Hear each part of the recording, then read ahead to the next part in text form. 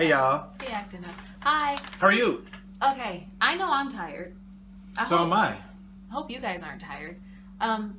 Hence the glasses. And I'm apologizing in advance because I know you guys are catching a glare, so I'm going to try to keep most of it this way on him. Yeah, looking at me ain't that bad. It ain't that bad. But don't get a 16 gig phone because this is like our third time recording. Limited space. Limited space! And anyway. Anyways, so yeah, I'm sorry. I'm tired today, you guys. Today we're going to talk about hotels, primarily because we're down to the last couple days in this extended stay. We finally found a place. We're really excited. We're going to Yes. show you the neighborhood, show you our place, all that other good stuff really soon. But we were talking and we were saying, how does a person find a really good place to stay, especially if they've never been there before? Last week, you might remember we talked about her sister and her brother-in-law coming down to spend some time with us, and they tried to find a place and they didn't have a great experience, even though we were trying to help them stay where we were. Eventually they ended up staying where we were for a day and had a great time. So we're going to share with you some tips on how to do that, how to find a great place to stay even if you've never been there. This works not only with hotels but like Airbnb and stuff as well. So the first thing, don't do it when you're tired. Don't go online last minute if at all possible, and definitely not when you're tired, because you'll gloss over a lot of stuff and you usually don't make your best decisions. You're not your sharpest, right? So that's number one. Number two, have a really good idea of what your price is going to be, because it really makes no sense to look at $300-$400 rooms when you can only afford a $100 room a night or less than that. You don't want to be too cheap, but you want to be realistic. After that, third thing is really figure out what amenities are important to you and use the filter to find those things. Most of those travel sites like Travelocity and Orbitz and stuff like that have filters where you can specifically pick things that are important to you. Having a pool might not be the best thing depending on the time of year you're traveling, but you may want a microwave. You may want a mini fridge. You may want both of them in the room at the same time. You would think having a microwave means you have a mini fridge. Not always the case. Nope. And the other reason that's important is you factor in what your total budget is.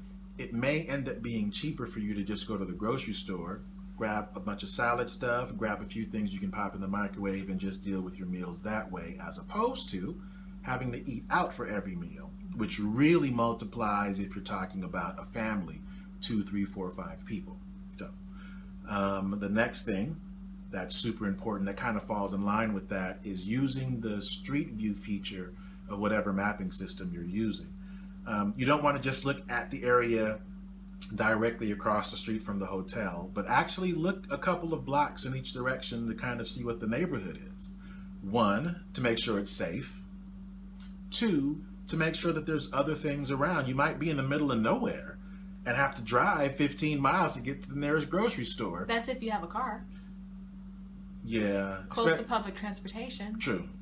Yeah. See, that's why you need to check. Yeah. All of those things factor in as well. Yeah. So make sure you use the Street View feature, not just for safety's sake, but just to make sure that you don't have to drive too far in order to kind of live your life, especially if you're going to be there for 3 or more days. Yeah. The next thing is reviews. Reviews can be really, really important and play a big role in whether or not you have a good experience. But there's a way to use them. I know I'm a bit of a reviews aficionado. It's hard to say, but it's easy to be. How? Because I'm cheap.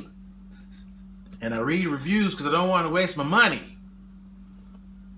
It's okay. You're True. getting worked up. Things are getting expensive. It's hard out here for... Never mind. So here's how you use reviews, especially when it comes to hotels. Number 1, don't just look at the stars. Primarily because those don't give a really good reflection. A lot of people are really confused, right? And here's why. So you have some people that will check it off based on their experience, which is what you're supposed to do. But we found that some people do it based on whether or not it's a 1, 2, 3, 4-star hotel.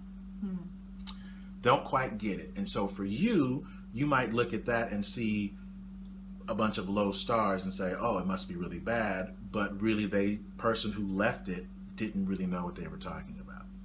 the best way is to actually read the reviews. So right off the top, pretty much ignore the 1 and 5 star reviews. They're usually extremes on either way, and they're not very descriptive. Had a great time, love to come back, hated it, don't waste your money. Or with the 1 star reviews, there'll be these novels of what happened, and usually what it is, it's an isolated incident that doesn't reflect what you can expect there. 2 to 4 stars are really, really good, particularly 3 stars.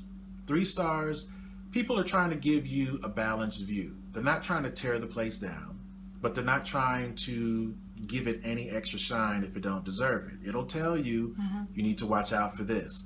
We had this experience. We called downstairs. Right. It took them this long to respond. Things of that, things that are really useful to you.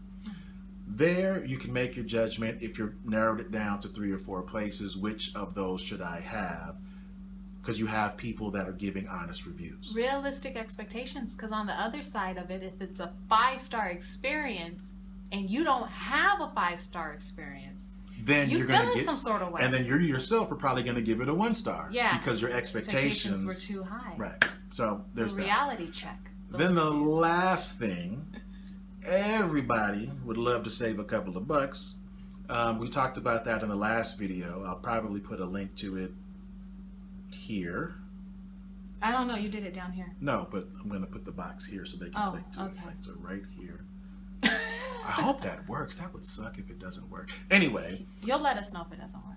coupon codes. Yeah. You go online, you find a coupon code, or the hotel you decide to stay, or whatever service you use may have a loyalty or reward program that you can use and save you some money off your first or your next stay. So once you've narrowed it all down, figure out where you can save a couple of bucks. Now, again, don't be cheap, but if you can save a couple of bucks, why not? So, quick review. Don't look for stuff when you're tired. Figure out realistically what your budget is going to be. Figure out what amenities you need. Figure out what the neighborhood looks like using the Google Street View, Map View, stuff like that. Super We'll talk important. about that later. Use reviews, particularly the 3-star reviews. Read them. Don't just look at the numbers. Don't just look at the dots. Read them. And finally, find yourself a coupon code and save some money. Yeah. You ain't no baller. Oh, well, yeah. Wait. 7th. Okay. What is their cancellation policy? Ooh. I just booked a hotel and I just had this thought right now and I didn't realize it told me, but it didn't click that even when I was booking it, that they were going to charge me 1 night plus tax. So some And of you it's have to cancel with more than 48 hours in advance in So- order to get your money back. real quick, check that fine print. You're booking. Are they charging you a room or a deposit? And what's the policy if you need to cancel? Yeah. Yeah. So again, There you go. we're not trying to discourage you from staying at hotels, No. baby. You got to do your thing. It's nice to have your bed made, Yeah. bathroom cleaned. Yeah. And not have to be the one to do it. Just leave a tip. That's another video too. That's another video. Yeah. But what we're saying is do it smart so that you have a good time. I mean, you saved your hard-earned money. You want to go out and have a good time. It would really suck to not have a good time with really simple things that you could have done to make it better. So that's what we're trying to do here, man. Our last time here. And then we'll talk about this review for this place. Because the manager knows who I am. In a nice way. I've been nice to her. At least we think. I hope we have. It's But hard to read her. That it is. She doesn't smile She much. don't smile much. But we'll talk about that when we're in our place Yeah. soon. Okay. All right. Take care, y'all. Bye, you guys. Bye.